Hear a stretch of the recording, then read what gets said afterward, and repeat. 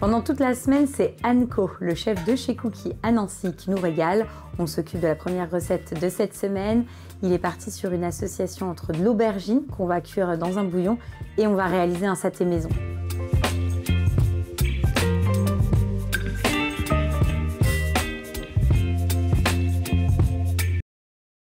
Donc là, tu vas le cuire finalement, ton aubergine, dans un bouillon. Voilà. Qui sera là un bouillon de bœuf, mais à la maison, on peut utiliser un bouillon de légumes. Complètement, complètement. Et l'idée, c'est d'avoir l'aubergine, la moitié de l'aubergine comme star dans l'assiette. D'accord, ok. C'est vraiment le produit. Voilà. Alors, pas entier, mais en tout cas en demi. Oui, voilà. Et si j'ai choisi cette recette-là, c'est qu'elle est assez simple à faire, pas besoin de préparation lourde la veille. C'est très rapide, ça se fait bien. Tu as des amis qui viennent, tu dis qu'est-ce que je vais pouvoir faire. On peut se faire juste une aubergine pour démarrer et puis c'est parfait. C'est une belle entrée, quoi. Voilà. Donc là, c'est bon, tu les as quadrillés. Voilà, je vais juste mettre un peu de sel. Voilà, parce que c'est spongieux, l'aubergine. Ça absorbe énormément. Exactement, et on va pas perdre de temps. Le temps qu'on va laisser un petit peu saumurer l'aubergine, on va préparer notre pâte à saté. D'accord. Donc, principalement, c'est le beurre de cacahuète. D'accord. Ok. Et l'idée, c'est de rafraîchir le beurre de cacahuète. Tu vois très bien que c'est gras. Hein. Et on va casser tout de suite ça avec le citron. D'accord. Et citron vert saté, ça suffit évidemment pas. Donc, on va lui mettre ce goût fumé végétal, donc avec du paprika fumé. D'accord. On aurait pu aussi utiliser... Tu l'as remasterisé ou un saté, ça se fait vraiment comme ça? Non, je l'ai remasterisé. Ah, d'accord. Hein, parce qu'il y a plein de recettes différentes. Mais je savais pas, tu vois, que c'était aussi facile de faire du saté. Oui. Enfin, comme ça, dans ma tête, je m'étais dit, tiens, c'est un truc un peu compliqué. Non, mais justement, c'était l'idée de faire cette recette-là avec vous. Du tamarin en pâte. Ah, d'accord, oui. Et ça, on le trouve bien. Mais tu peux l'acheter en pâte, le fruit. Oui, hein. Donc, hop. Tu vois, tu as déjà l'odeur du citron vert. Poivre de séchement. Donc, côté un peu agrume. Voilà, tout à fait. Je vais mettre du paprika fumé pour ce côté fumé. J'aurais pu aussi, si vous êtes à la maison, prendre de l'huile fumée. Ah oui, d'accord. Ça. Tu veux juste le goût fumé. Voilà, c'est ça. Il y a des pâtes à saté non fumées, mais moi j'aime bien ce côté-là. Un peu de salin, donc la sauce soja. D'accord, voilà. Salé. Le jus de citron. Tu vois, c'est quand même pas compliqué de faire des choses maison avec deux, trois préparations. Tu sais, c'est fou parce qu'il y a des choses comme ça, tu te dis, ah, bah, attends, ouais, non, le saté. Enfin, je ne me suis jamais posé la question, mais peut-être instinctivement, tu te dis, bah non, attends. Ouais, c'est un peu compliqué. Ouais, tu te dis, tiens, qu'est-ce qu'il faut comme ingrédient? J'en ai peut-être pas à la maison, etc. Mais là, ça se trouve, tout se trouve très facilement. T'as vu, ça fait comme une pâte. Ouais, c'est ça. Je vais mettre un peu plus de fumée. Parce qu'en fait, l'aubergine, c'est spongieux, ça n'a pas un goût de fou. Hein, c'est vrai que c'est assez neutre finalement, l'aubergine, elle est surtout parfumée quand tu l'as fait. Et on détend avec du lait de coco. D'accord, donc je détends au lait de coco. Moi je trouve que ça sent bon citron.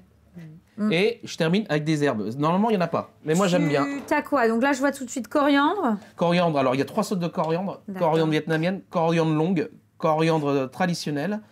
On a de l'ail doux, donc les cives, de la menthe. Et du basilic. D'accord. Et donc là, c'est bon, on a notre saté maison qui est prêt. Donc là, on va cuire ensuite quoi? Nos aubergines? Oui, tout à fait. Côté chair.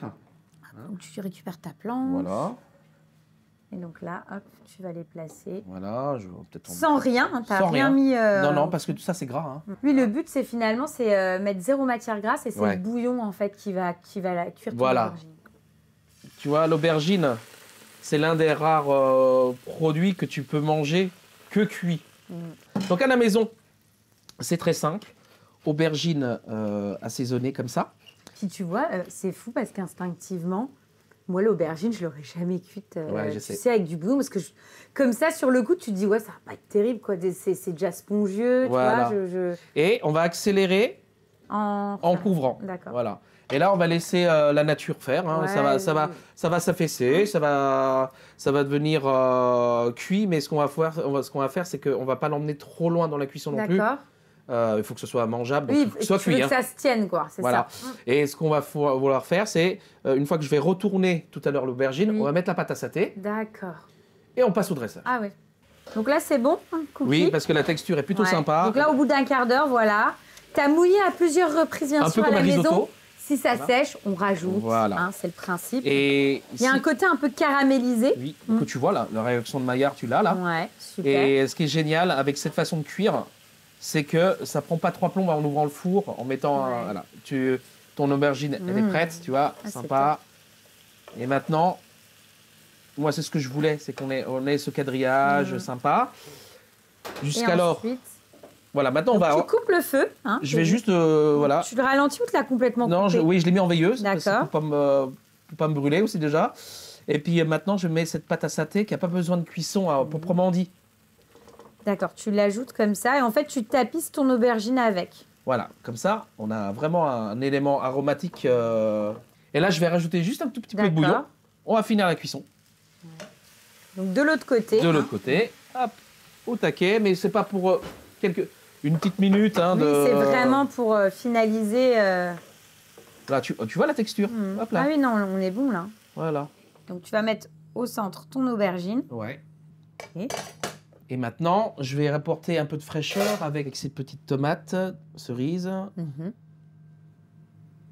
Donc des petites tomates que tu as coupées, voilà. qui sont de plusieurs couleurs pour vraiment apporter. Tout simplement. Et après, là, je rajoute des noix de macadamia que j'ai torréfiées au sel. D'accord. Des petites fleurs pour qu'on rende ça très glamour. Et on va apporter les pousses vraiment qui sont locales. D'accord. Et l'idée, c'est de pouvoir rendre un plat végétal gourmand pour ma clientèle végétale qui viennent se régaler. Justement, je suis passé avec des producteurs de jeunes pousses parce qu'ils font quand même un travail beaucoup plus aromatique que ce que tu achètes. Ouais, elles ont beaucoup plus de goût. Ouais, puis tu as vu, elles sont plus longues. Hein. Donc là, on a de la matière aromatique qui est intéressante. On y va, on goûte? On y va. C'est très très beau en tout cas. Merci. C'est top. C'est top parce qu'effectivement, ça apporte beaucoup de goût. Un goût qui me fait penser justement effectivement à cette note asiatique. Et avec l'aubergine, je trouve que c'est le support idéal, quoi. Ça boit, c'est riche, alors que l'aubergine, c'est plutôt neutre. Oui, spongieux. Ah ouais, et avec les petites herbes et tout, c'est vraiment très, très, très bon. Moi, je suis vraiment bluffée et je me dis effectivement froid en plein été. C'est génial. Quand il fait très chaud, ça peut être une bonne recette. On fait quoi ensuite? Eh ben, on va partir sur un classique de street food vietnamien qui est le banh mi. D'accord. Mais on va le faire de version contemporaine.